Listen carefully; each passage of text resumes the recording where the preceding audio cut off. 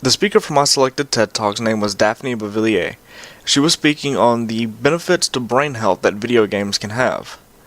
The hook that she had for the audience is while presenting the common knowledge that yes, a large portion of children play video games, the actual median age for a video game player turns out to be 33 years old as it stands, and according to current trends, will expand into the elderly in the not-so-distant future. Ultimately, her hook turned out to be humorous because the pictures for the elderly had an older couple with really wide eyes and very goofy grins on their face. So it made the audience laugh a bit. The way she concluded her presentation was actually with a striking, I guess in this case an image, but I guess it sort of works for a striking sentence or phrase.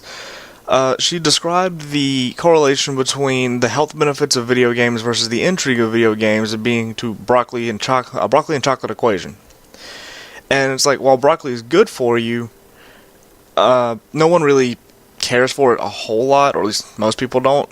And chocolate is generally irresistible to most people. But nobody really wants chocolate-covered broccoli, so that's why education games were kind of meh. It's like they couldn't really hold anyone's attention even though it was beneficial. So what she says is people need to develop a new type of chocolate, one that essentially has all of the good stuff in broccoli pulled out of it and secretly put in a way that nobody can ever tell that it's even there and it just tastes like chocolate. Basically meaning we need a game that helps train people's brains without them even realizing they're being trained. They're simply just being entertained by the form of media. As far as being a natural presenter, she used a lot of humor.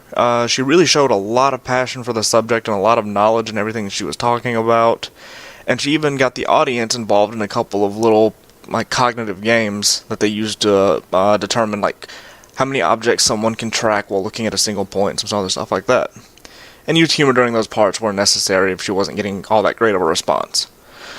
Let's see, and then the biggest takeaway for me from that TED Talk was you don't have to have a speech figured out word for word for it to be effective, and in fact it's probably better if you use a more natural approach instead of reading off a script beforehand, because then it just feels somewhat like you're throwing out fact after fact after fact, and there's no real emotion or passion put into what you're talking about.